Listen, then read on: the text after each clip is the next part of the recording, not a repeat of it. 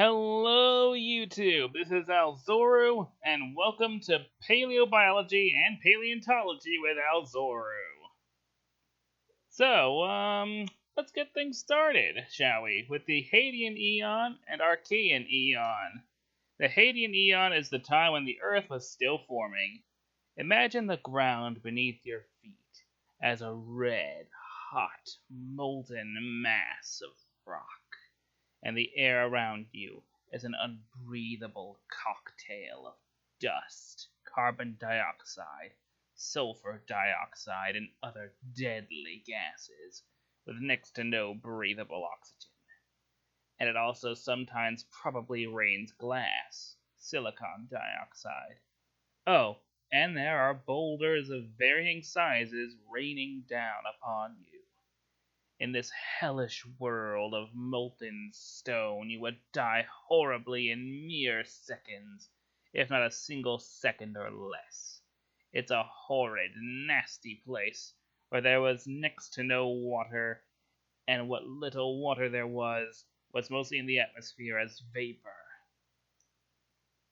Another body the size of Mars collided with Earth at some point. We call this object Theia, and the impact made a huge mess around the Earth, which coalesced into what we now call the Moon. The Earth began to slowly mature and cool down, and the ocean may have started to form around the time that the late heavy bombardment happened. A few zircons containing traces of organic carbon suggest that even during this absolute hell of lava, deadly toxic gas, and constant impacts, life may have somehow found a way.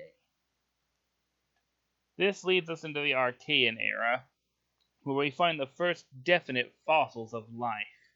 These fossils are the remains of microbial mats, which layer on top of each other and form rather sizable stones.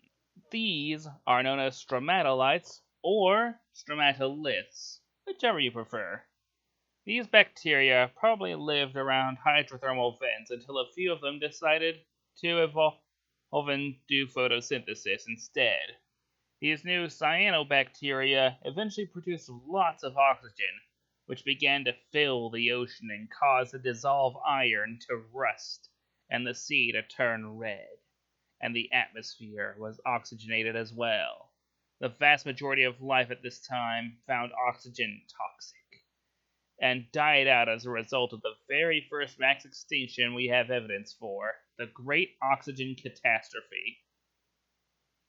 Anaerobic organisms had to find areas with very low or no oxygen to live or become oxygen tolerant. Some bacteria even learned to use oxygen for their own gain. The Archaean Eon was also the time when somehow a large bacteria ate a smaller one without digesting it, and the two became intertwined. To top it off, this happened twice. These would become the ancestors of animals, plants, and fungi later down the road. Nobody knows for sure exactly when this era stopped. We can't really seem to agree on when this era ends and the next one begins.